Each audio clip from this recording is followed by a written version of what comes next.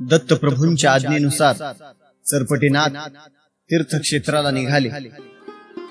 श्री गुरुच्या पावन चरणांना स्पर्श केला, श्री गुरूंची आज्ञा घेतली आणि तीर्थ भ्रमण करत संपूर्ण पृथ्वी तलावरचे जेवढे जेवढे तीर्थक्षेत्र आहेत त्या सर्व तीर्थक्षेत्रांना भेटी देत सरपटीनाथ निघालेले आहेत.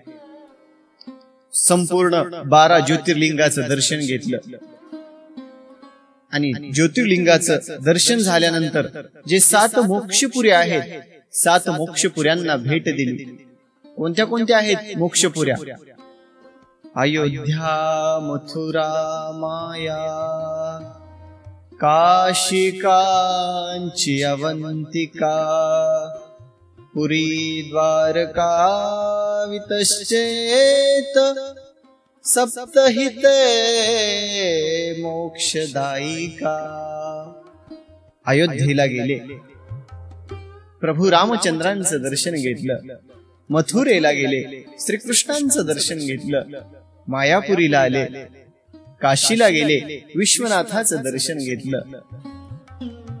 कांची, अवंतिका आणि सप्तहिते मोक्षदायिका असणारी अशी द्वारका, द्वारकेमध्ये आले. भगवान श्रीकृष्णांचं दर्शन घेतलं, भगवंताची द्वारका पाहिली. अतिशय मनाला प्रसन्नता वाटली.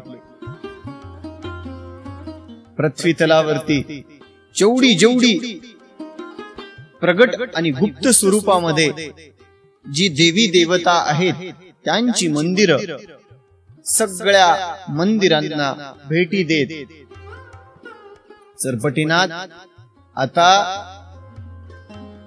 पृथ्वी तलावरची सगळीच्या सगळी दैवते आपण दर्शन घेतली आहेत.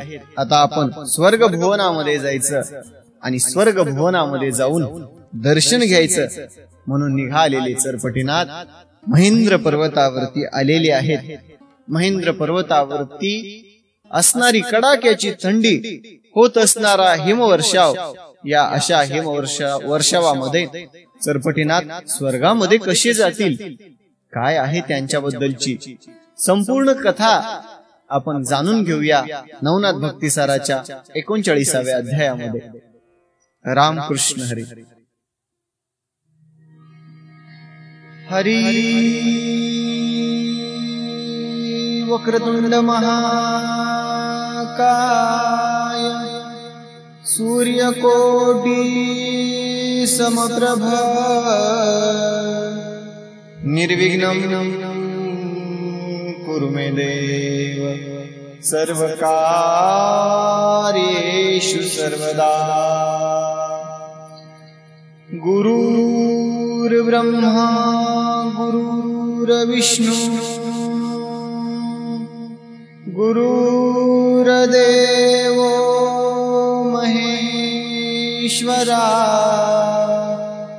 गुरुर्साक्षात् परब्रह्म तस्मै श्री गुरवे नमः. वसुदेवसुतं देवं कंसचाणूरमर्दनं देवकी परमानन्दं कृष्णं वन्दे जगद्गुरुम्. सच्चिदानन्दरूपाय विश्वोत्पत्त्यादिहेतवे तापत्रय विनाशाय श्रीकृष्णाय वयं नमः. मुखं करोति वाचालं मंघुं लंघयते गिरिं यत्कृपातमहं वन्दे परमानन्द माधवा. मनोजवं मारुततुल्यवेगं जितेन्द्रियं बुद्धिमतां वरिष्ठम् वातात्मजं वानरयूथ मुख्यम् श्रीरामदूतं शरणं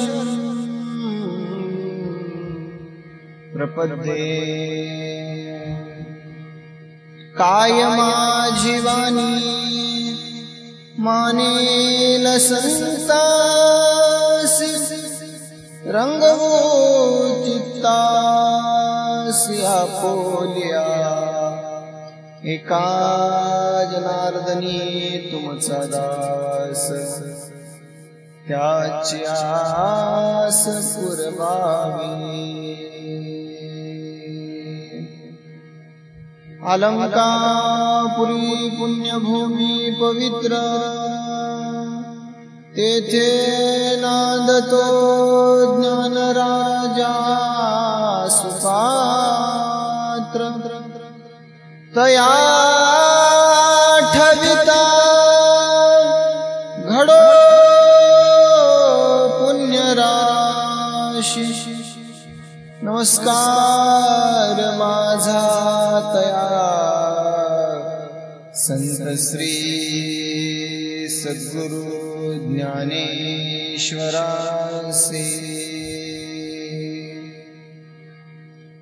श्री मचिंद्रनाथाय नमः।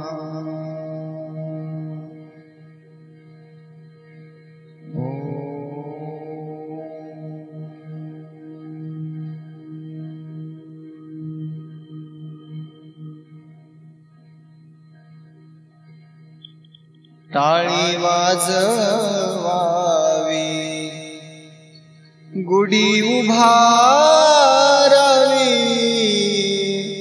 वाटती चालावी पंढरीची वाटती चालावी पंढरीची।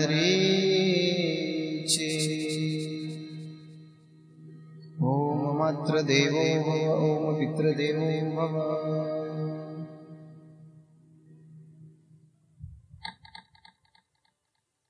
श्री पांडुरंगाला व श्री गुरुला वंदन करून कथेला सुरुवात करूया। आजच्या अध्यायामध्ये चरफटीचा संपूर्ण केलेला पराक्रम वर्णन केलेला आहे।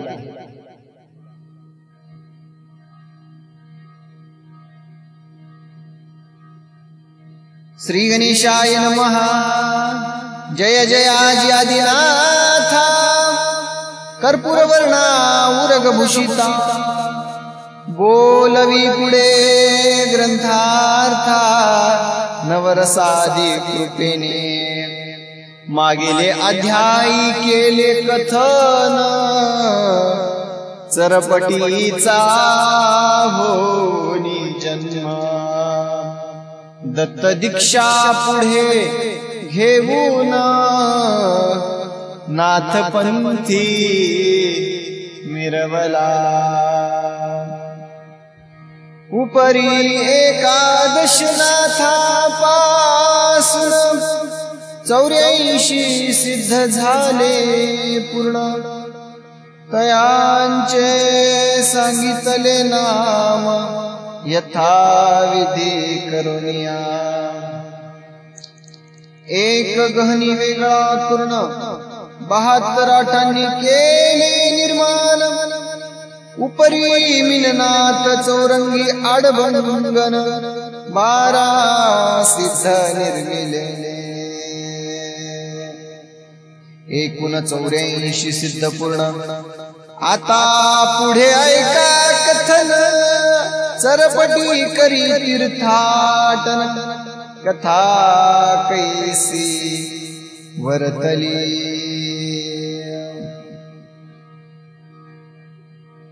गया प्रयाग काशीहून जगन्नाथ मल्लिकार्जुन फणी पर्वत रामेश्वर करुण कुमारी दैवत पाहिले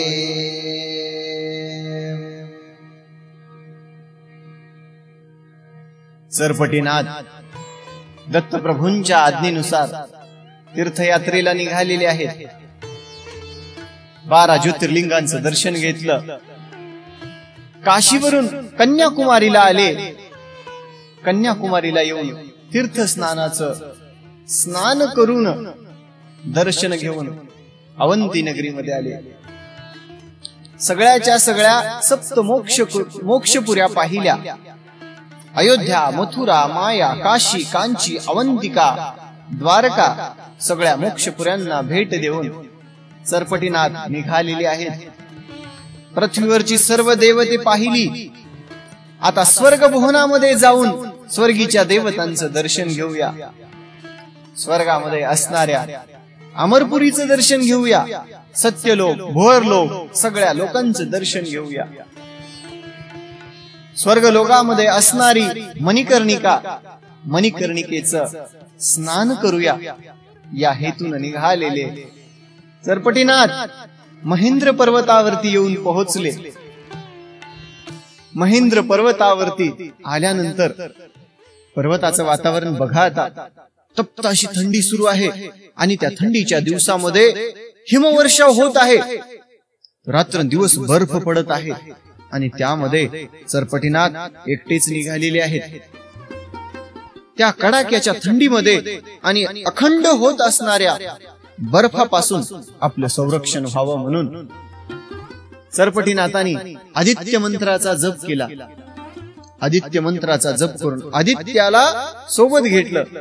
आता प्रत्यक्षात भगवंत सूर्यनारायण सोबत असल्यावर कुठली थंडी, कशाची थंडी वाजेल. सरपटीनाथ निघालेले आहेत. व्यानास्त्राचा जप करून लगबग निघालेले सरपटीनाथ बघता बघता सत्यलोकामध्ये येऊन पोहोचले.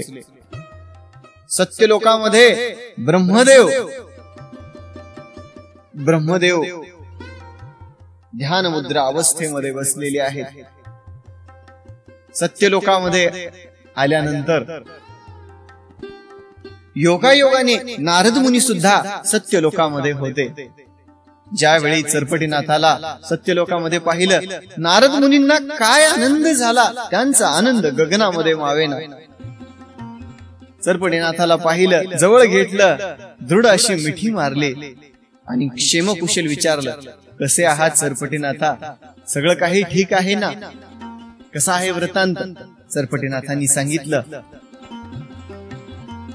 देवर्षी पृथ्वीवरती असणारी सगळीच्या सगळी दैवतांचं दर्शन करून मी या ठिकाणी आलेलो आहे. सत्यलोक पहावं, स्वर्गामध्ये असणाऱ्या मणिकर्णिकेचं दर्शन घ्यावं, मणिकर्णिकेचं स्नान करावं. या देहाला काय आनंद होईल.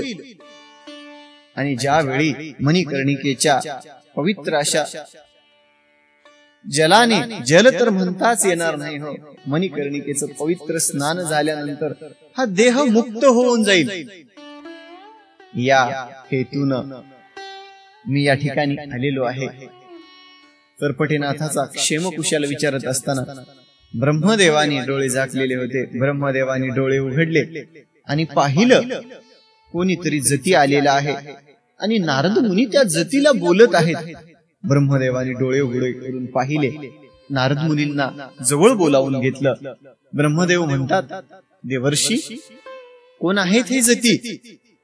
आणि नारद मुनींनी सांगितलं, ब्रह्मदेवा, प्रजापती हे सरपटीनाथ आहेत आणि सरपटीनाथाच्या जन्मापासून ते आजपर्यंतचा सर्व वृत्तांत ब्रह्मदेवाला नारद मुनींनी सांगितला.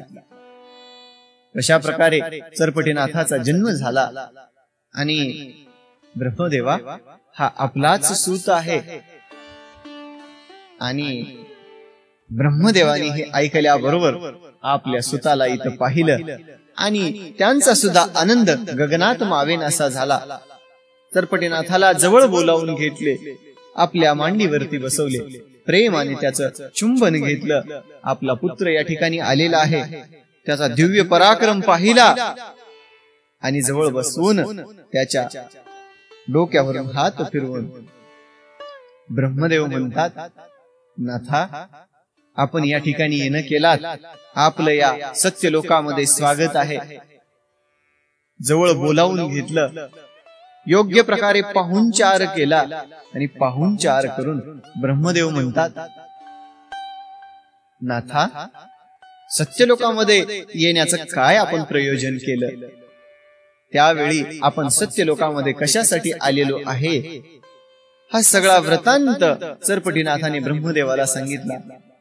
पृथ्वी तलावरची सगळ्या देवी देवतांचं दर्शन करून मी या सत्यलोकामध्ये आलो आणि सत्यलोकामध्ये येऊन आपलंही दर्शन घ्यावं अशी मनामध्ये माझ्या इच्छा निर्माण झाल्यामुळं मी या ठिकाणी आलो. आणि माझ्या मनामध्ये मणिकर्णिकेचं स्नान करावं अशी बऱ्याच दिवसापासून इच्छा होती. त्यामुळं मी या सत्यलोकामध्ये आलेलो आहे. स्वर्गलोकामध्ये ब्रह्मदेवानी सांगितलं, नाथा, मणिकर्णिकेचं तर आपण दर्शन घेऊच, मणिकर्णिकेचं स्नान करू, परंतु तत्पूर्वी आपण आलाच आहात तर काही महिने या सत्यलोकामध्ये राहा आणि सत्यलोकाचा आनंद घ्या. सत्यलोकाचा काय या ठिकाणी समग्र वृत्तांत आहे, सगळा वृत्तांत जाणून घ्या. ब्रह्मदेवाच्या विनंतीला मान देऊन सरपटीनाथ सत्यलोकामध्ये राहत आहे. सुंदर असं देवर्षी नारद आणि सरपटीनाथ दोघही आनंदाने राहत आहेत. देवर्षी नारद एकत्रच जेवण करायचे, एकत्रच या ठिकाणी सत्यलोकाचं गमन करायचं, निवांत झोपी जायचे आणि त्यांचा हा अतिशय गोड नित्यक्रम सत्यलोकामध्ये सुरू आहे. एके दिवशी देवर्षी नारद कामानिमित्त अमरपुरीला गेले. अमरपुरी इंद्राचं स्थान असलेली अमरपुरी, देवतांनी इंद्राला दिलेली अमरपुरी. आणि एके दिवशी सहजच कामानिमित्त देवर्षी नारद ज्यावेळी अमरपुरीमध्ये गेले, इंद्राने आता देवर्षीची आपण थट्टा करायची म्हणून त्या महान देवर्षीला इंद्र म्हणतो कसा, आज कळी लावे नारद या अमरपुरीमध्ये कसे काय. आपल्याला कळी लाव्या नारद म्हणतोय, देवर्षींनी ऐकलं, परंतु आता इंद्राला या ठिकाणी काहीच उत्तर द्यायचं नाही. हा इंद्रदेव शहाणा आहे, ज्ञानवंत आहे, परंतु आपल्याला कळलाव्या म्हणतो, कळलाव्या नारद म्हणतो.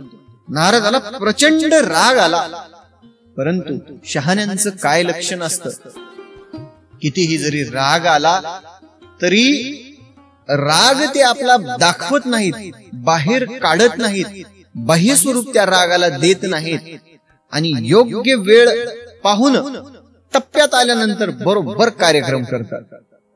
शहाण्यांचं लक्षण आहे. देवर्षीच्या मनामध्ये अतिशय राग आला, परंतु काही जरी केलं तरी आता आपण हा राग दाखवायचा नाही आणि इंद्राची ही खोड आपण मोडून काढायची. देवर्षी नारद त्या ठिकाणाहून म्हणजे त्यांनाही हसत बोलले, काय नाही म्हणले, इंद्रदेवा, सहजच काही कामानिमित्त मी आपल्या अमरपुरीमध्ये आलो होतो. आणि त्यांचं बोलणं हसण्यावरती घालून नारद सत्यलोकामध्ये आले. काही केलं, इंद्राने केलेला आपला अपमान नारद मुनींना सहन होत नव्हता. क्षणाक्षणाला त्या अपमानाची नारद मुनींना आठवण होत होती.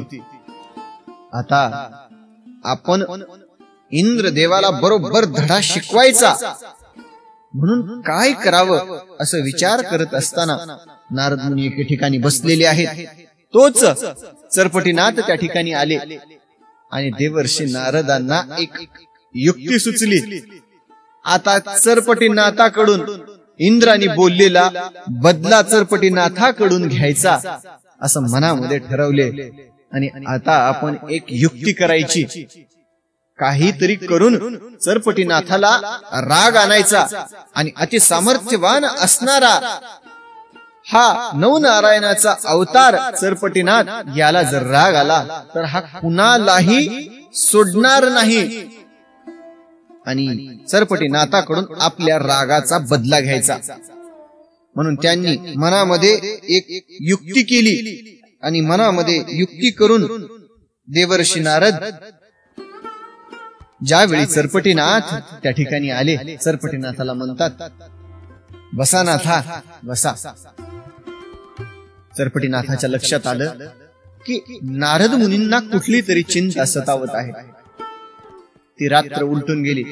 दुसऱ्या दिवशीची सकाळ झाली आणि चिंतामग्न अवस्थेमध्ये असणाऱ्या नारदांना सरपटीनाथांनी विचारलं, देवर्षी काय झालं, आपण अशी चिंतेमध्ये का आहात?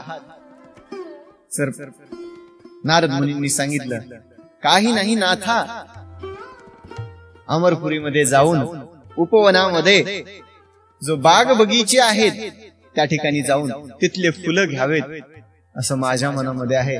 बऱ्याच दिवसापासून माझ्या मनामध्ये ही कामना आहे, परंतु एकट्याला तिकडे जाणं होत नव्हतं, म्हणून मी आजपर्यंत त्या ठिकाणी गेलो नाही. सरपटीनाथ म्हणतात, त्यात काय एवढा अवघड, चला म्हणले जाऊन येऊ, अमरपुरी पाहूया आणि त्या ठिकाणचं उपवन सुद्धा कसं आहे ते पाहूया. सरपटीनाथ आणि देवर्षी नारद दोघेही अमरपुरीला निघाले. आता नारद मुनींकडे गमनास्त्र होतं आणि गमनाची विद्या भगवंतांनी नारद मुनींना सांगितली होती. त्यामुळं देवर्षी नारद पृथ्वी तलावर, स्वर्ग लोकामध्ये, पाताळामध्ये या त्रिभुवनामध्ये क्षणार्धामध्ये गमन करू शकत होते, जाऊ शकत होते. दुसऱ्यांच्या मनामध्ये काय आहे, चलन वलन प्रसरण आकुंचन आणि म्हणले या शरीराच्या सगळ्या या ज्या क्रिया आहेत ते क्षणार्धामध्ये पूर्ण करायचे. क्षणार्धामध्ये पृथ्वी तलावरून स्वर्गलोकामध्ये, स्वर्गलोकामधून तपोलोकामध्ये, क्षणार्धामध्ये तपोलोकामधून अमरपुरीमध्ये, अमरपुरीमधून सप्त पाताळाच्या कुठल्याही पाताळामध्ये अशी विद्या अवगत होती. देवर्षी नारद चालत आहेत, परंतु ते अतिशय जलद गतीने चालत असल्यामुळं आता सरपटीनाथांकडे गमन विद्या नव्हती, त्यामुळे ते लहान म्हणजे हळूहळू चालत आहेत. देवर्षी नारद म्हणतात, नाथा आपण एवढं सावकाश कसं चालत आहात, आणि असंच जर आपण चालत राहिलो तर कधी जाऊ म्हणले आपण अमरपुरीमध्ये, किती वेळ लागेल आपल्याला अमरपुरीमध्ये जाण्यासाठी. या ठिकाणी सरपटीनाथ म्हणतात, देवर्षी आपण देवर्षी आहात आणि मी साधारण मनुष्य. मनुष्य चालून चालून किती फास्ट चालायचा, किती जलद गतीने चालायचा. देवर्षींनी सांगितलं आणि म्हणले आपल्याकडे गमन विद्या आहे. आणि देवर्षींनी आपल्याकडे असणारी गमन विद्या सरपटीनाथांना सांगितली. आणि त्या योगे सरपटीनाथ आणि नारद मुनी दोघेच्या दोघे एका क्षणार्धामध्ये उपवनामध्ये येऊन पोहोचले. उपवन पाहिलं, डेरेदार वृक्ष, अमर वृक्ष, अमर वृक्षाला सुंदर फळे लागलेली आहेत. बाग बगीचे, उद्यान पाहिल्या बरोबर ज्यावेळी सरपटीनाथांनी ते दृश्य पाहिलं, क्षणार्धामध्ये म्हणजे त्यांचे डोळे प्रदीप्त होऊन गेले आणि पाहिलं, अरे बाप रे म्हणले, किती सुंदर आहे हे उपवन. आणि अमर वृक्षांची फळे पाहिली. फिरून फिरून फिरून सरपटीनाथांना भूक लागली होती. सरपटीनाथांनी देवर्षींना विचारलं, देवर्षी मला खूप भूक लागलेली आहे आणि मी या अमर वृक्षाची फळे खाऊ का? दिव्य आणि तेजाने लखाकणारा तो अमर वृक्ष, त्या अमर वृक्षाला रसदार अशी फळं लागलेली होती आणि ती पिकलेली फळं पाहून कोणाचंही मन त्या फळांकडे आकर्षित व्हावं आणि मनामध्ये फळ खाण्याविषयी इच्छा निर्माण व्हावी, असा तो अमर वृक्ष डेरेदार, गर्द असा आच्छादित असणारा डेरेदार सावली त्या वृक्षाची आहे. नारद मुनींनी सांगितलं, म्हणजे नाथा, अहो त्याच्यामध्ये विचारण्यासारखं काय आहे? अहो घ्यायची फळं आणि खायची. सरपटीनाथाला भूक लागलेली होती, फळं तोडायचे आणि खाऊ लागले. या पृथ्वी तलावरती आपण आंबे किंवा कुठला जर एखाद्या वृक्षाचं फळ खात असन तर त्या फळाला, पृथ्वीवर असणाऱ्या त्या फळांना तेवढी गोडी आहे. तर विचार करा, या अमरपुरीमध्ये असणाऱ्या अमर वृक्षाच्या फळांची चव काय असेल, किती स्वादिष्ट असतील ती फळं. सरपटीनाथ फळे तोडायचे, खायचे, पोटभर फळं खाल्ली. परंतु सरपटीनाथ फळे तोडत असताना फाटे सुद्धा तोडून, म्हणजे फाटे सुद्धा तुटून खाली पडले. पोट भरल्यानंतर देवर्षी नारद आणि सरपटीनाथ दोघांनीही पोट भरून फळे खाल्ली. उपवनामध्ये गेली. उपवनामध्ये बाग बगीचा पाहिला. अहो काय सुंदर! जाई जुई जास्वंद चंपा रात राणी कृष्ण कमळ आणि सगळ्या पुष्पांची ती दिव्य अशी अनुभूती पाहिली की ती दिव्य आहेत ही फुलं. आणि त्या फुलांकडे बघून त्यांचं मन आनंदाने बहरून गेलं. दोघांनीही फुलं तोडली. परंतु फुले तोडत असताना त्या उपवनाची नासधूस झाली. ती फुले घेऊन सत्यलोकामध्ये आले. सत्यलोकामध्ये आल्यानंतर ब्रह्मदेवाला ती फुले दिली. ब्रह्मदेवाने फुले हातामध्ये घेतली आणि अतिशय दिव्य असणारी ती फुले, ब्रह्मदेवाला मनमोहक सुगंध पसरवणारी ती फुले, ब्रह्मदेवाने त्या सुगंधाचा आनंद घेतला. आता या दोघांचा नित्यक्रम सुरू आहे. दररोज उपवनामध्ये जायचं, अमर वृक्षाची, दुसरे काही जर वृक्ष असतील त्या वृक्षांची फळे खायची. आज या वृक्षांची फळे खाल्ली, उद्या त्या वृक्षांची फळे खायची. पोटभर फळे खाल्यानंतर उपवनामध्ये जायचं, फुलं तोडायची आणि फुले तोडून ब्रह्मदेवाला आणून द्यायची. आता त्यांचा नित्यक्रम सुरू आहे. दररोज ते असं करू लागले. त्या उपवनाच्या रक्षणासाठी द्वारपाळ ठेवलेले होते.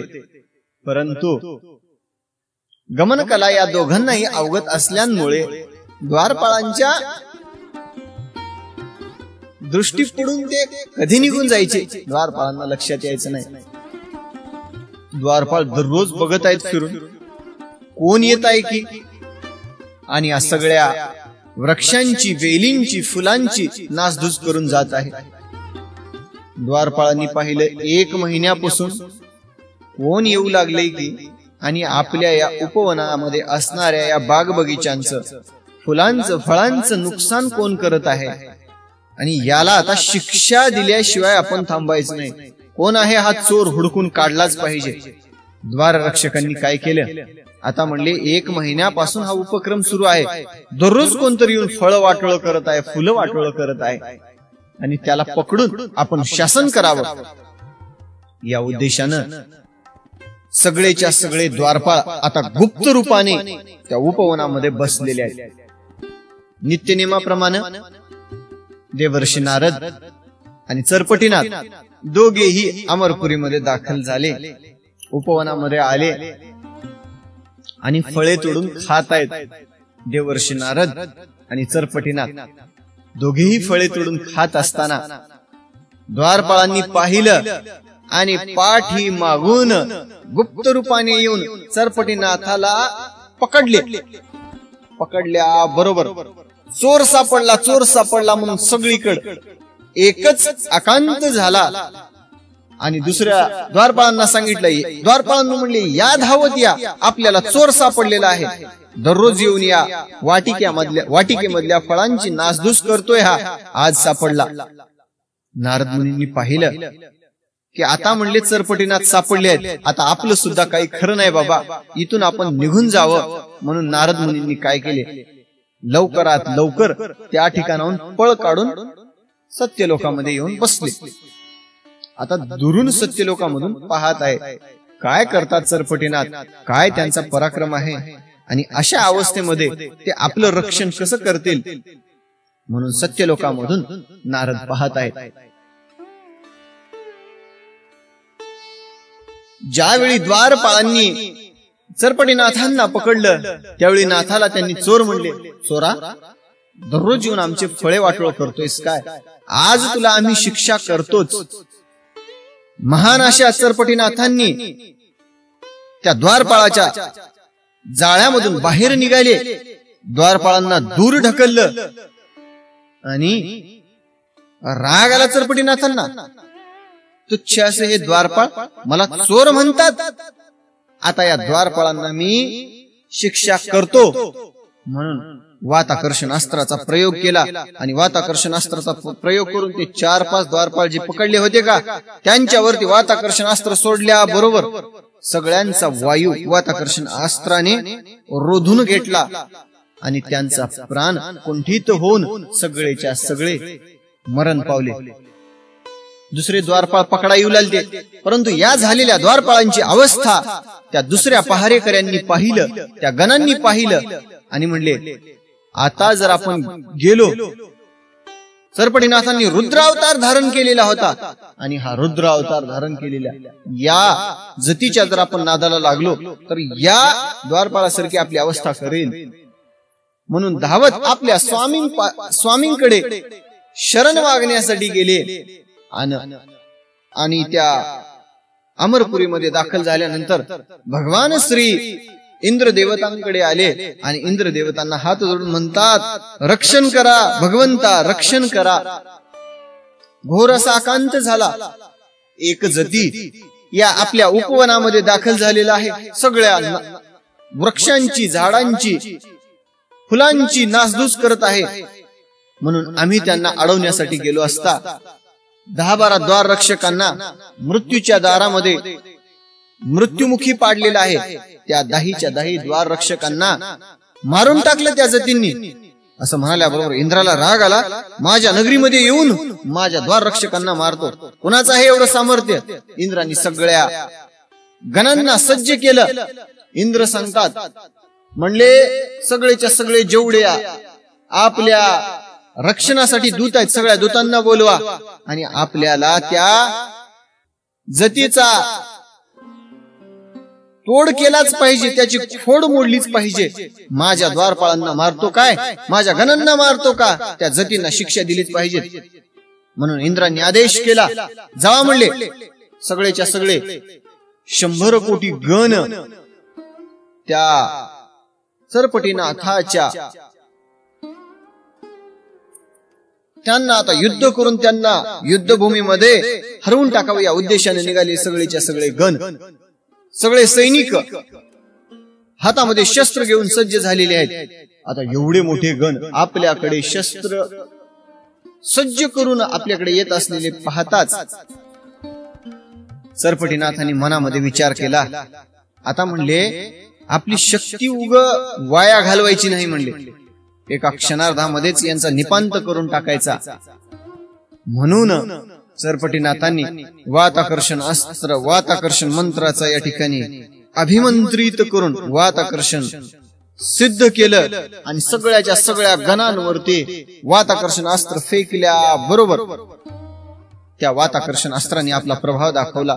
सगळ्यांचा प्राण, सगळ्यांच्या शरीरामध्ये असणारा वायू रोधून घेतला आणि सगळेच्या सगळे जे गण होते खाली पृथ्वी तलावरती धाडकन कोसळले आणि सगळेच्या सगळे मृत्युमुखी पडले. त्यामध्ये काही 1-2 शिल्लक राहिले होते, मागीच होते. त्यांनी बघितलं, अरे बाप रे, म्हणले हा जती तर सामर्थ्यवान दिसतोय आणि आपल्या सगळ्याच्या सगळ्या गणांना याने एका क्षणार्धामध्ये मूर्छित केलं, मारून टाकलं. म्हणून आता आपल्या प्राणाचं रक्षण आपणच केलं पाहिजे. म्हणून सगळेच्या सगळे गण, उर्वरित राहिलेले शिल्लक राहिलेले सगळे गण इंद्राकडे वापस आले आणि इंद्र देवतांना म्हणतात, स्वामी घोर अनर्थ झाला. आपण पाठवलेल्या सगळ्याच्या सगळे सैनिक, सगळे गण एका क्षणार्धामध्ये त्या जतीनं निवटून टाकले. इंद्राला राग आला, माझ्या नगरामध्ये येऊन, माझ्या पुरीमध्ये येऊन माझ्या गणांना मारतो काय, माझ्या सैनिकांना मारतो काय, याचा क्षणार्धामध्ये मी निपांत करतो. म्हणून इंद्रदेव सज्ज झाला आणि वज्र घेऊन इंद्र युद्धाला निघाला. त्यावेळी इंद्राचा जो प्रधान होता, अतिशय हुशार असणारा, इंद्राच्या प्रधानांनी म्हणाल, स्वामी, एकटा जती आहे तो, त्याच्या हातामध्ये शस्त्र नाही आणि अस्त्राच्या बलाने एवढ्यांना मारणारा म्हणले हा कोणी साधारण जती नाही. शस्त्रास्त्र विद्येमध्ये पारंगत असणारा हा जती, याच्याकडे आपण जर युद्ध करण्यासाठी गेलात आणि कदाचित त्यांना अस्त्रांचा प्रभाव जर केला आणि आपल्यावरती सुद्धा जर प्रभाव केला तर आपण अडचणीत येऊ शकतो. आपण काय करावं? भगवान शंकरांची या प्रसंगामध्ये मदत मागावी. तात्काळ गणांना पाठवलं महादेवांकडे. भगवान शंकर समाधी अवस्थेमध्ये बसलेले होते. गणांनी जाऊन भगवंतांना सावध केलं, भगवंताची स्तुती केली. महादेवांनी डोळे उघडले, भगवंत पाहिलं. अमरपुरी मधले सैनिक आपल्याकडे आलेले आहेत. भगवंतांनी पाहिलं. महादेव म्हणतात, अशी काय समस्या आली तुमच्याकडे? तुम्ही कैलासामध्ये धावून आलात आणि माझ्या समाधी अवस्थेमध्ये विघ्न पाडलं. या अमरपुरीमध्ये काय झालेला वृत्तांत आहे? सगळ्याचा सगळा वृत्तांत भगवंतांना महादेवाला सांगितला. आणि एक जती सगळ्याच्या सगळ्या या दूतांना मारून टाकलेला आहे आणि तो महाभयंकर जती उपवनाचं नासधूस करत आहे. त्याला शिक्षा करण्यासाठी भगवान इंद्रांनी आपली मदत मागितलेली आहे. थोड्याच वेळात इंद्र सुद्धा महादेवाजवळ आला आणि इंद्र महादेवांना हात जोडून म्हणतो, भगवंता, ज्या वेळी माझ्यावरती संकट आलं त्यावेळी आपण धावून आला आणि आपण माझ्यावरती संकट आलेलं त्या संकटाचं निवारण आपणच केलं. आज सुद्धा माझ्यावरती मोठं महाभयंकर संकट आलेलं आहे आणि त्याचं निवारण तुम्ही केलं पाहिजे भगवंता. तो जती आपल्या पराक्रमाने सगळ्यांना मृत्यूच्या दारामध्ये टाकलं आणि सगळ्यांना मारून टाकून तो जती महासामर्थ्यवान असणारा आपली मदत घेण्यासाठी मी इथं आलेलो आहे.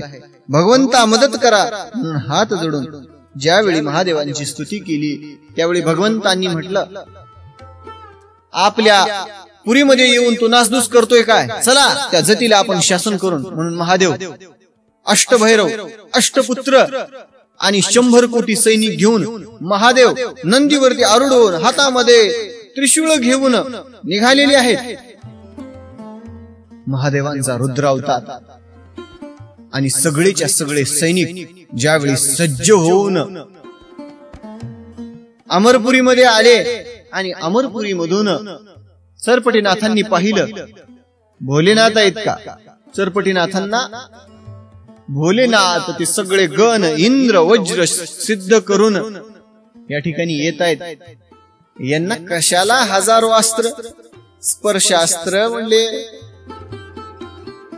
कुठले कुठले स्पर्शास्त्र, व्यानास्त्र आणि म्हणजे एवढे सगळेच्या सगळे अस्त्र, कालिकास्त्र एवढे जपून यांच्यावरती टाकण्यापेक्षा एकच अस्त्राचा प्रभाव करावा म्हणून वाताकर्षण अस्त्र सिद्ध केलं. वाताकर्षण अस्त्र सिद्ध करून ते सिद्ध केलेले अस्त्र महादेवांच्या 100 कोटी गणावरती अष्टभैरव, अष्टपुत्र, महादेव, इंद्राचा वज्र सगळ्यावरती वाताकर्षण अस्त्र फेकल्या बरोबर वाताकर्षण अस्त्राने आपला प्रभाव दाखवला आणि सगळ्यांचे प्राण रोधून घेतले आणि महादेव नंदीवरून धाडकन खाली कोसळले. इंद्राचे सगळेच्या सगळे सैनिक मरून गेले. सगळ्यांना एका क्षणार्धामध्ये सरपटीनाथांनी मारून टाकलं. सगळ्यांचे प्राण कुंठित केले, त्यांच्यावरती अस्त्र फेकल्याबरोबर. आणि काही जे महाप्रतापी होते का, अष्टभैरव, महादेवांचे अष्टपुत्र भगवान शंकर आणि इंद्र, काय त्यांची अवस्था झाली काय सांगावं. अष्टभैरव या ठिकाणी हुंदके देत त्यांचा जीव आता या शरीरामधून निघून जातो का काय अशी त्यांची अवस्था झाली. महादेव सुद्धा पृथ्वी तलावरती मूर्छित अवस्थेमध्ये पडलेले आहेत. आता इंद्र, भगवान शंकर या अवस्थेमध्ये पडले. आता काही 1-2 शिल्लकच राहिले होते पाठीमाग आणि त्यांनी आता भगवान विष्णूंशिवाय या युद्धाला कोणी थांबवू शकत नाही. म्हणून भगवान विष्णूंकडे धाव घेतली आणि भगवंतांना धाव घेऊन म्हणतात, घोर अनर्थ झाला भगवन. आणि अमरपुरीमध्ये घनघोर असं युद्ध सुरू आहे. त्या युद्धामध्ये भगवान शंकर, इंद्र देवता, अष्टभैरव, अष्टपुत्र आणि 100 कोटी महादेवांचं गण, इंद्राचं सगळंच्या सगळं सैन्य मृत्यूच्या दारामध्ये पडलेले आहेत. आणि मृत्यूच्या निद्रामध्ये सगळेच्या सगळे जण पडलेले आहेत. आणि कृपा करून आपण धावून या आणि यांना वाचवा, यांचं रक्षण करा भगवंता. आणि यांचं रक्षण आपणच करू शकता आणि यांच्यावरती आपण अनुग्रह करा. आपल्याशिवाय या महान अशा घनघोर युद्धावस्थेमध्ये यांना मुक्त कोणी करू शकत नाही. म्हणून ज्यावेळी भगवंताकडे धाव घेतली, भगवंतांनी, भगवान विष्णूंनी युद्धभूमीमध्ये काय प्रसंग आहे, महादेव, इंद्रदेव मूर्छित अवस्थेमध्ये पडलेले आहेत, त्यांना आपण धावून वाचवलंच पाहिजे. आणि कोण आहे हा जती, याला शिक्षा करून मी आपलं सामर्थ्य काय आहे असं दाखवतो. भगवान विष्णू गरुडावरती आरूढ होऊन 56 कोटी गणांना सोबत घेऊन भगवान विष्णू गरुडावरती आरूढ होऊन निघालेले. भगवान विष्णूंनी सुदर्शन चक्र सज्ज केलं आणि आपल्याकडे जे गांडीव धनुष्य होता, गांडीव धनुष्याची प्रत्यंचा ओढली आणि प्रत्यंचा लावून गांडीव धनुष्य सिद्ध केला. अभिमंत्रित करून आपला सुदर्शन जो चक्र आहे, अतिसामर्थ्यवान असणारा सुदर्शन चक्र, ज्यावेळी अमरपुरीमध्ये आले, दाखल झाल्यावरती काही विचार केला नाही, आपलं सुदर्शन चक्र सोडलं. आणि सुदर्शन चक्र सोडल्याबरोबर महाभयंकर असणार ते सुदर्शन चक्र, ज्यावेळी पुढे नाथ आहेत आणि पिप्पलायनाचा अवतार असलेला प्रत्यक्ष म्हटले, आज माझ्यावरती काय मोठं धर्मसंकट आहे. हे तर प्रत्यक्षात भगवंताचाच अवतार आहे, भगवान श्री विष्णूंचा अवतार आहे आणि त्यांचाच हा असणारा सूत. यांचा जर आज निपांत केला, घात केला, तर आपण मोठ्या धर्मसंकटात अडकून राहू. म्हणून भगवान श्री विष्णूंच्या सुदर्शन चक्रांनी नाथाला वंदन केलं आणि दुसऱ्याच क्षणार्धामध्ये नाथाच्या हातामध्ये जाऊन बसलं. ते फिरू लागलं चक्र. नाथ असं चक्र धरून थांबलेले आहेत. भगवान श्री विष्णूंना नवल वाटलं, आपलं सुदर्शन चक्र या वैऱ्याच्या हातामध्ये जाऊन बसलं. काय झालं माझ्या सुदर्शनाला आज? भगवान विष्णूंना राग आला, आपले शस्त्र अस्त्र काम करत नाहीत. आणि ज्यावेळी ती अवस्था सरपटीनाथांनी पाहिलं आणि म्हणले, आता युद्ध करायचं नाही, म्हणले आता एकच अस्त्र या ठिकाणी, एकच अस्त्र जपून आपण काय करायचं, सगळ्याच्या सगळ्या या भगवान श्री विष्णू यांचे हे जे गण आहेत, यांच्या सगळ्याच्या सगळ्या गणांना एका क्षणार्धामध्ये निवटून टाकायचं.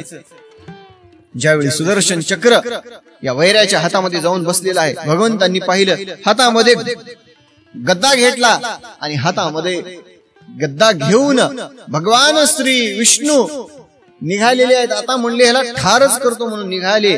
त्यांचं गण आता एवढ्यावर एवढे अस्त्र कशाला प्रयोग करत बसायचे म्हणून त्या महान अशा सरपटीनाथांनी वाताकर्षण अस्त्राचा प्रयोग केला. अभिमंत्रित करून वाताकर्षण अस्त्र जपलं आणि भगवान विष्णू आणि त्यांच्या 100 कोटी गणावरती 56 कोटी गणावरती फेकल्या. बरोबर वाताकर्षण अस्त्राने आपला प्रभाव दाखवला आणि सगळ्यांचा प्राण रोधून सगळ्यांचा प्राण काढून घेतला. सगळेच्या सगळे मृत्युमुखी पडले. युद्ध शांत झालं. भगवान श्री विष्णूंचा वायू ज्यावेळी रोधित झाला, भगवान श्री विष्णू पृथ्वी तलावरती मूर्छित होऊन पडले.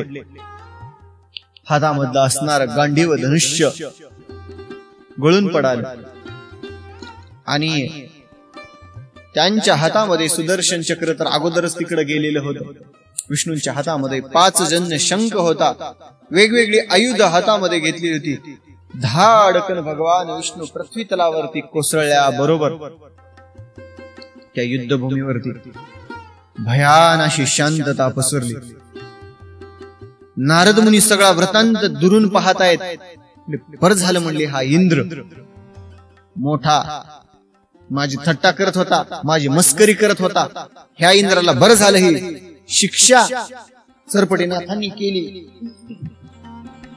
आणि युद्धभूमीवरती अशी भयान अशी अवस्था सुरू आहे. नारद मुनींनी दुरून सरपटीनाथाचा पराक्रम पाहिला. काय सामर्थ्य आहे म्हणले सरपटीनाथांचं. सरपटीच्या सामर्थ्यापुढे भगवान शंकरांचं, इंद्राचं, त्याच्या गणांचं काही सुद्धा चाललं नाही. एवढंच नाही, विष्णू, महेश, त्यांचे गण, इंद्र सगळेच्या सगळे मृत्यूच्या दारामध्ये पडलेले आहेत. नारद मुनींनी ती अवस्था पाहिली. इकडे सरपटीनाथांनी भगवान विष्णू मूर्छित अवस्थेमध्ये पडलेले आहेत. जवळ गेले आणि भगवान श्री विष्णूंच्या हातातील 5 जन्य शंख घेतला. भगवान श्री विष्णूंच्या गळ्यामध्ये असणाऱ्या वैजयंती माळा काढल्या, आपल्या गळ्यामध्ये घातल्या, कौस्तुभमणी घेतला आणि महादेवाकडे आले. भगवान विष्णूंचा मुकुट काढून आपल्या डोक्यावर गाठला. महादेवाकडे आले. महादेवाच्या हातामध्ये असणारा या ठिकाणी त्रिशूळ घेतला आणि महादेवांची, भगवान श्री विष्णूंची आयुध सगळेच्या सगळे घेऊन गळ्यात अडकावून सत्य लोकामध्ये सरपटीनाथ आला. युद्धभूमीवर सगळेच्या सगळे मृत्यूच्या अवस्थेमध्ये पडलेले आहेत. युद्धभूमीमध्ये भयान अशी शोककळा पसरलेली आहे. कुंठित अवस्थेमध्ये पडलेले अष्टभैरव मृत्यूच्या दारामध्ये पडलेले आहेत. सरपटीनाथ ज्यावेळी भगवान शंकराची आणि श्री विष्णूंची आयुध हातामध्ये घेऊन या ठिकाणी सत्य लोकामध्ये आले, ब्रह्मदेवांनी पाहिलं भगवान शंकरांचं त्रिशूळ, श्री विष्णूंचा 5 जन्य शंख, गांडीव धनुष्य सगळेच्या सगळे अडकावून सरपटी या ठिकाणी आलाय. नक्कीच काहीतरी झालं. काय झालं? आता रागावू नये म्हणले सरपटीनाथाला. जवळ बोलावलं, मांडीवरती बसवलं. काय झालं बाळा? भगवंताची दिव्य अशी अस्त्रे तुझ्याकडे कसं काय? आणि युद्धभूमीवरती झालेली संपूर्ण हकीकत सरपटीनाथांनी ब्रह्मदेवाला सांगितली. मी त्या उपवनामध्ये फळे खात असताना द्वारपाळांनी मला शासन करण्याचा प्रयत्न केला, मला चोर म्हणाले आणि त्यामुळे मी त्यांना शिक्षा केल्यावर सगळेजण एकवटून माझ्यावरती युद्ध करण्यासाठी धावून आले आणि सगळ्यांना मृत्यूच्या दारामध्ये सगळ्यांचा निपांत करून मी या सत्य लोकामध्ये आलेलो आहे. ब्रह्मदेवाला एक क्षणभर दचकले. अरे बापरे, अतिशय दुःख झालं ब्रह्मदेवाला. आणि ब्रह्मदेवानी सरपटीनाथाच्या मनामध्ये प्रवेश करून सगळी हकीकत जाणून घेतली. आणि आता जर भगवान श्री विष्णू, महादेव, इंद्राची जर ही अवस्था आहे, या पृथ्वीचं आता रक्षण कोण करायचं, कोण चालवायची ही पृथ्वी? आणि असं जर झालं तर सगळ्याचे प्राण हरण होतील आणि आपलं सुद्धा काही खरं नाही. म्हणून या ठिकाणी ब्रह्मदेव लगबगीने निघाले. सोबत सरपटीनाथाला घेतलं, नारद मुनींना घेतलं, युद्धभूमीवरती आले. आणि युद्धभूमीवर आल्यानंतर युद्धभूमीची ती कळा पाहिली. सगळेच्या सगळे मूर्छित अवस्थेमध्ये, काही जण प्राण सांडून या यमलोकामध्ये गेलेले होते. सगळ्यांची अवस्था पाहिली.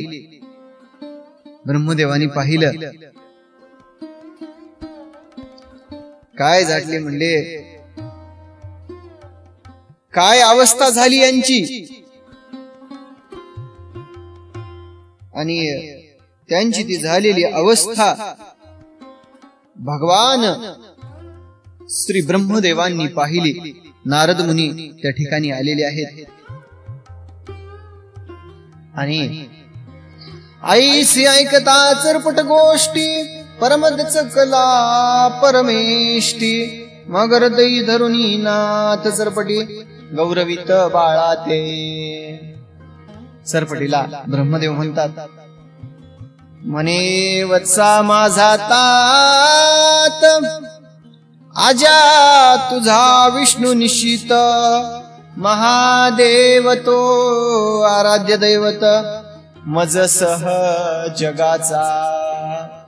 अरे बाबा, हे विष्णू माझे वडील तुझा आज्या आहे रे म्हणले विष्णू, आणि संपूर्ण या जगाचं आराध्य दैवत असणारे भगवान श्री शंकर भोलेनाथ माझे सुद्धा आराध्य दैवत आहेत.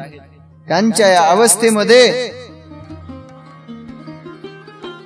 त्यांची अवस्था पाहिली, मग प्रेमाश्रू आणून डोळा म्हणे वेगी उठवी बाळा वाता कर्षण चरपटे कळा काढूनिया घेतले. ब्रह्मदेवाच्या डोळ्यामधून अश्रू वाहू लागले. त्यांची ती युद्धभूमीवरती झालेली अवस्था पाहिली. चरपटीनाथाला म्हणतात, बाळा, घोर अशा अवस्थेमध्ये हे पडलेले आहेत आणि त्यांना या अवस्थेमधून बाहेर काढ. त्यांना उठव रे बाबा. ते जर या पृथ्वीत या स्वर्ग लोकामधून जर अंतर्धान जर पावले, मरण जर पावले, तर या पृथ्वीचं रक्षण कोण करावं? आणि कृपा करून यांना उठव असं म्हणाल्याबरोबर ब्रह्मदेवाच्या डोळ्यामधून अश्रू येत आहेत.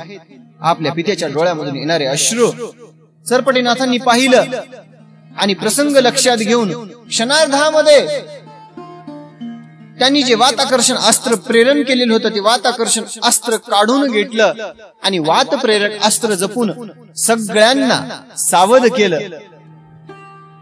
आणि जे जे मरण पावले होते संजीवनी मंत्राचा या ठिकाणी जप करून सगळ्यांना चरपटीनाथांनी उठवलं. लहान असे चरपटीनाथ, महाभयंकर असणारा त्यांचा हा पराक्रम सगळ्यांनी पाहिला. भगवान शंकर उठून पाहतात, लहान असा चरपटीनाथ आहे. भगवान श्री विष्णू सावध झाले. त्यांनी पाहिलं, डोक्यावर मुकुट नाही, हातामध्ये शंख नाही, हातामध्ये सुदर्शन चक्र नाही, गळ्यामध्ये वैजयंती माळा नाहीत, आणि सगळीच्या सगळी आयुध भगवान शंकराची आणि श्री विष्णूंची या चरपटीनाथाच्या हातामध्ये दिसली. भगवान श्री विष्णू ब्रह्मदेवाला विचारतात, ब्रह्मदेवा, काय आहे हा खेळ? काय आहे हे सगळा खेळ चालू म्हणले? आम्हाला काही कळेल का? महादेवाच्या हातामध्ये त्रिशूळ नाही. भगवान महादेव म्हणतात, काय करावं लागेल भाऊ म्हणले, कोण असेल हा जती एवढा पराक्रमी? आपण जाऊन ब्रह्मदेवाला विचारावं. म्हणून ब्रह्मदेवाजवळ महादेव, श्री विष्णू आणि इंद्रदेव आले. आणि कोण आहे हा जती असं विचारल्याबरोबर ब्रह्मदेवाने सांगितलं, हा तुमचाच सूत आहे आणि याचं नाव चरपटीनाथ आहे.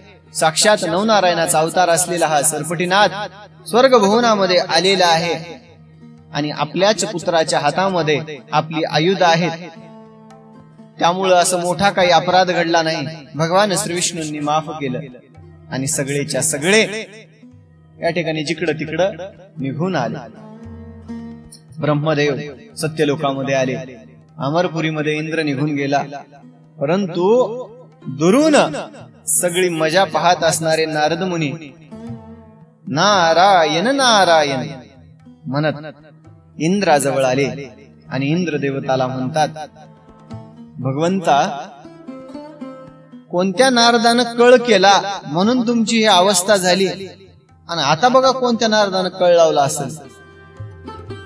असं डिवचत या इंद्राला ज्यावेळी नारदानी विचारलं, सांगितलं, त्यावेळी इंद्र देवताला आपली चूक झालेली लक्षात आली आणि इंद्राची ही जी खोड होती का, सगळीच्या सगळी खोड मोडून काढली. बऱ्याच दिवसापासून सरपटीनाथाच्या मनामध्ये मणिकर्णिकेचं स्नान करण्याची इच्छा होती. स्वर्गामध्ये आहे मणिकर्णिका आणि तोच आपल्या काशी क्षेत्रामध्ये सुद्धा आहे का. या ज्या 7 मोक्षपुऱ्या आहेत ना, या पुऱ्यांच्या दर्शनाने मनुष्य जन्माच्या या जन्माच्या आपण करत असलेल्या या कर्मामधून आपल्या हातून कधी चांगले तर कधी वाईट कर्म होत असतात. या ठिकाणी ग्रंथ सांगतो, तीर्थाटन का करावं. पहिल्या अध्यायापासून आपण 39व्या अध्यायापर्यंत ऐकत आलेलो आहात. आपल्याला संपूर्ण वृत्तांत काय आहे तो माहित झालाच पाहिजे. पहिल्या अध्यायापासून आपण ऐकत आलो. मच्छिंद्रनाथ असतील, गोरक्षनाथ, कानिफनाथ, चौरंगीनाथ, अडबंगीनाथ, जालिंदरनाथ, सगळेच्या सगळे हे जे नाथ आहेत तीर्थक्षेत्र करतात, तीर्थभ्रमण करतात, तीर्थांचं दर्शन घेतात. एक गोष्ट लक्षामध्ये घ्या, प्रत्यक्षात भगवंताचे अवतार आहेत हे नवनारायण. भगवान श्रीकृष्णांच्या आज्ञेनुसार या पृथ्वी तलावरती अवतार धारण केला, अवतार घेतला, प्रगट झाले. त्यांच्या अंगामध्ये प्रत्यक्षात भगवंताचा अंश होता, नवनारायणांचा. त्यांनी सुद्धा सगळी तीर्थक्षेत्र भ्रमण का केली लक्षामध्ये घ्या. संसाराची कर्म करत असताना मनुष्य रूपामध्ये ते प्रगट झालेले होते आणि आपला संसार सुरू असताना आपल्या हातून चांगली वाईट कर्म घडत असतात. आणि या ज्या मोक्षपुऱ्या आहेत, 7 मोक्षपुऱ्या आहेत, अयोध्या, मथुरा, माया, काशी, कांची, अवंतिका, द्वारका, या मोक्षपुऱ्यांचं ज्यावेळी आपण दर्शन घ्याल ना, पवित्र अशा तीर्थाचं स्नान कराल ना, त्यावेळी कळत न कळत घडलेली पाप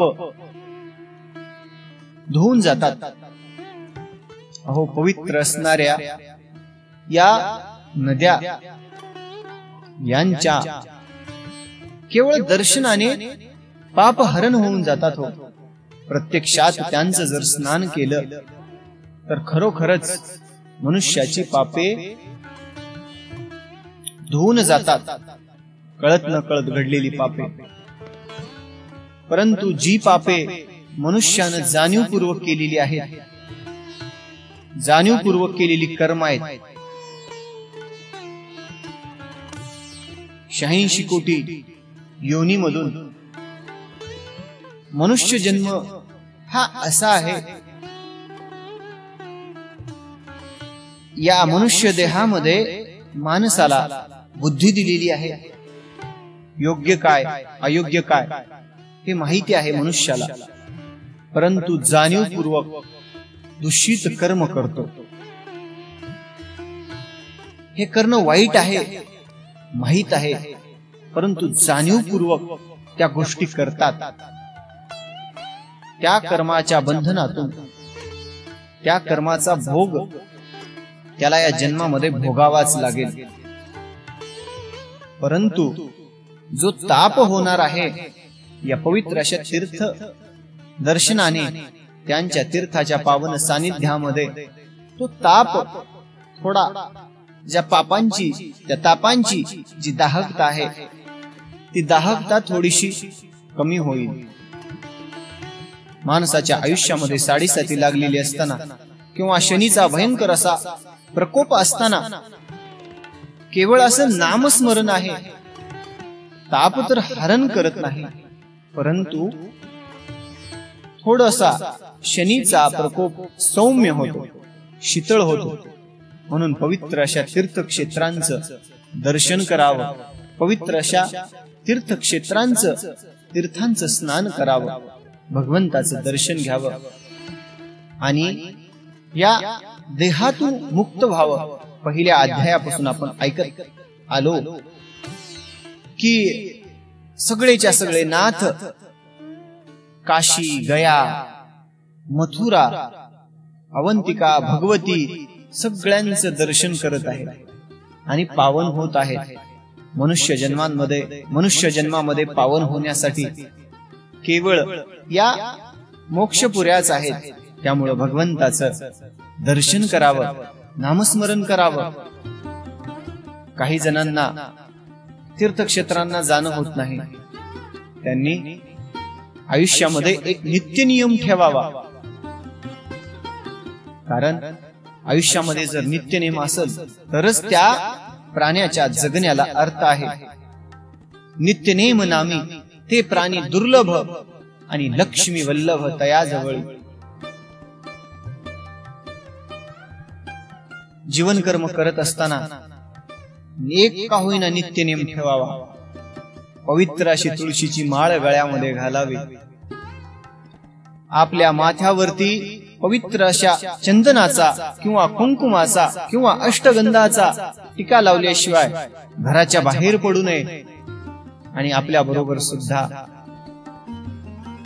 आपल्या मुलांना सुद्धा टिका लावल्याशिवाय घराच्या बाहेर धाडूच नाही.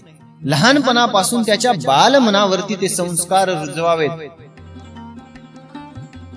हजारो वर्षापूर्वी लिहून ठेवलेले आहेत हे ग्रंथ. आज सुद्धा या कलियुगामध्ये या ग्रंथामध्ये एवढं सामर्थ्य आहे. या भगवंताच्या कथेमध्ये एवढं सामर्थ्य आहे. जर मनाभावातून जर ही कथा ऐकली ना तर मुक्ती प्रदान करते. हो, त्या प्राण्याला मुक्ती प्रदान करते. संसारामध्ये अहर्निशी आपण आपल्या संसारामधले कर्म करत असतो.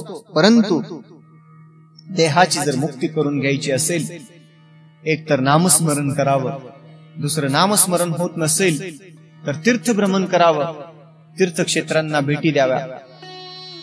आणि तेही होत नसेल तर आता काय सांगू मग. आता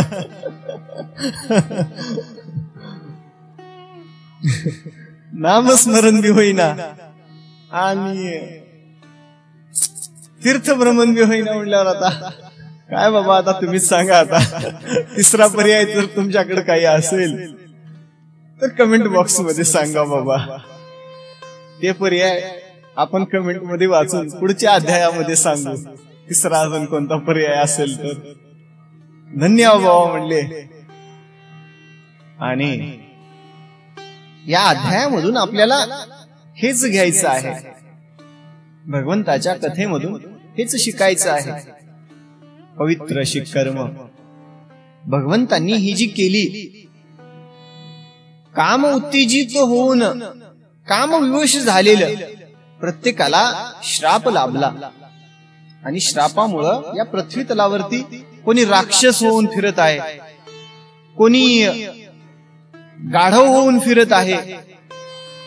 आणि देवादिकांनी केलेली कर्म त्यांना चुकली नाहीत. त्या कर्माचा भोग त्यांना भोगावाच लागला. आपण तर मनुष्य आहोत, आपल्या कर्माचा सुद्धा भोग भोगावाच लागेल. त्यामुळं शक्य होईल तितकं पाप कर्म करूच नका. तुम्हाला माहित आहे, वाईट मार्गाला जाऊच नका आणि दुष्ट मार्गाने पैसा कमवू नका. कारण एखाद्याचा तळतळाट घेऊन जर तुम्ही पैसा कमवला ना तर तो तळतळाट तुम्हाला कधीच शांती लाभू देणार नाही. गोरगरिबांचा श्राप घेऊन कमवलेला पैसा तुम्हाला शांती देईल का? अहो, तुमचे मुलं बाळ अशी वेडी वाकडी होतील. तुम्हाला सुख कधी लाभणार नाही. एखाद्याच्या जीवाला त्रास देऊन असं करून कमवलेला पैसा, वाईट मार्गाने कमवलेला पैसा तुम्हाला आनंद देऊ शकणार नाही. अहो, काय लागतं हो जगायला? भगवंतांनी सांगितलेलं आहे, समूळ दुःखांचं कारण काय आहे तर आशा आहे. आणि हीच आशा माणसाला पाप कर्म करायला भाग पाडते हो. त्यामुळं परमार्थ कशासाठी करायचा? ह्याच गोष्टीसाठी करायचा ना. आहे त्या गोष्टीमध्ये समाधान मानायचं. आणि अर्धी भाकर जेवढी पोटाला मिळते ना, अर्धी भाकर खाऊन उपाशी झोपू हो, छान झोप लागल. परंतु एखाद्याचा तळतळाट घेऊन, कळतं हो माणसाला दोन मनं असतात. माणसाला सांगतात हे वाईट आहे रे, तू करू नको, त्याचा भोग तुला भोगावा लागल. परंतु ते मन ऐकत नाही. बाबांनो, या गोष्टीमधून जर मुक्त व्हायचं असेल, केवळ एक भगवंत आहे, भगवंताचा नित्यनेम करा, होईल तितकं नामस्मरण करा. आपण संसारामधले संसारिक आहोत. आपलं कर्म करत असताना आपल्याला वेळ भेटत नाही ना. संध्याकाळी आपण जे काही व्यवसाय करतो, व्यवसायामधून घरी आल्यानंतर छान असे हातपाय धुवावेत आणि आसन घालून भगवंताच्या ध्यानामध्ये डोळे झाकून बसावं.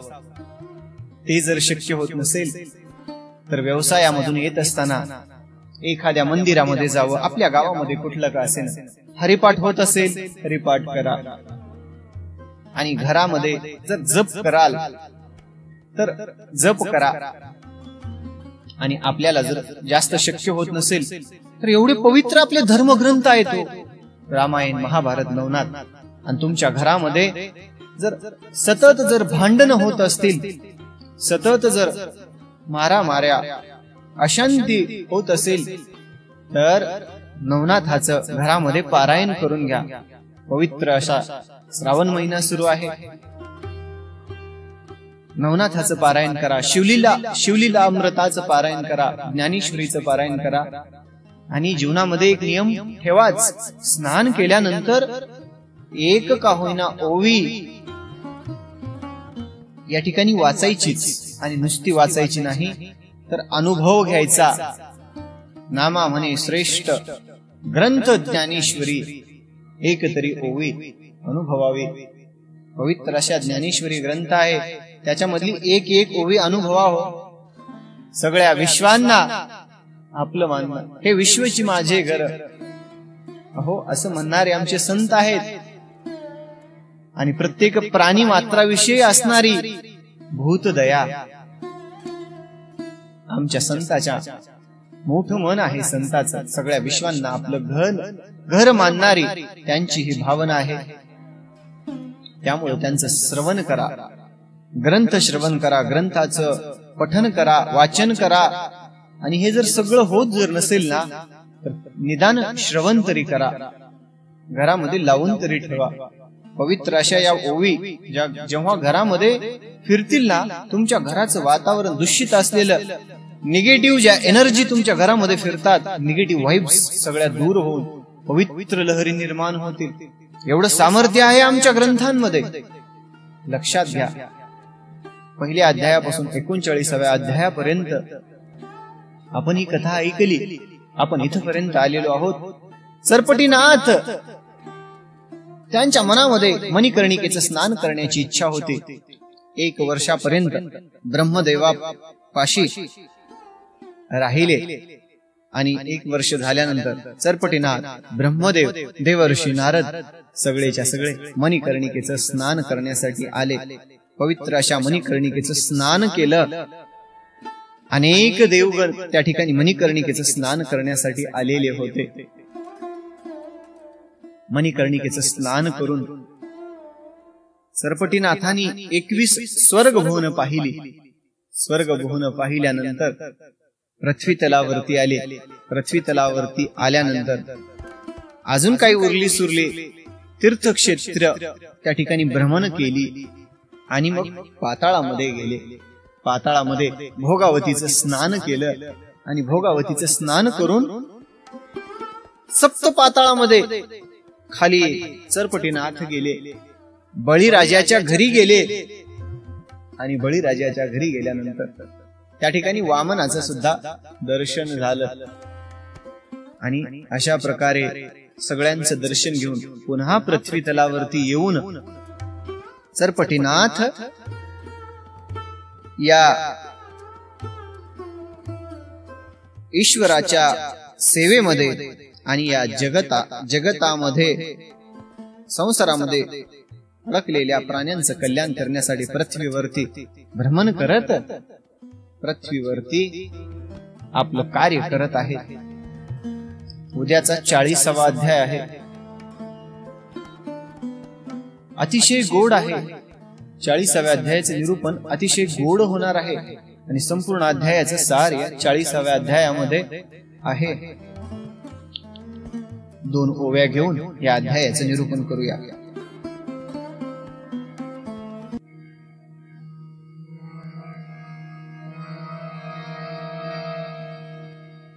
बळीने करुणी परमातिथ्य बोळविला सरपटीनाथ या परीच्छा पूर्णनाथ भ्रमण करी महिसी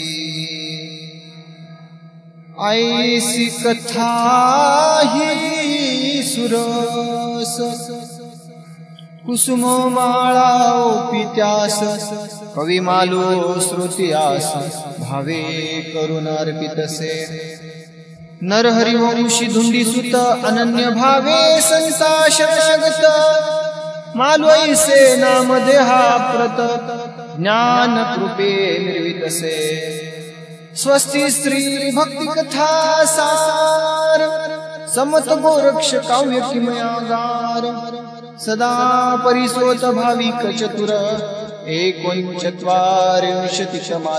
गोडः. श्रीकृष्णार्पणमस्तु. शुभं भवतु. श्रीरस्तु. पुंडलीकवरदे हरि विठ्ठल श्री ज्ञानदेव तुकाराम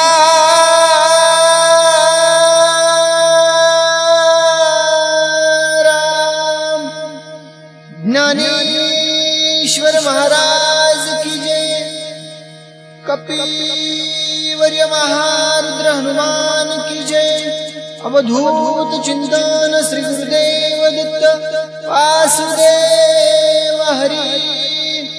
छत्रपति शिवाजी महाराज की जय. धर्मवीर संभाजी महाराज की जय.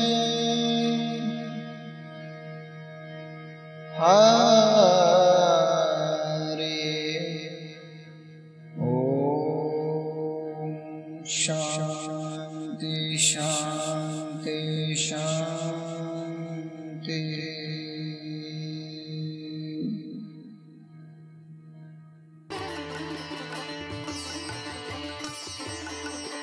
आपण मनोभावानं हा जर अध्याय इथपर्यंत जर श्रवण केलेला असेल तर 39व्या अध्यायाची फलप्राप्ती आपल्याला झालेली आहे.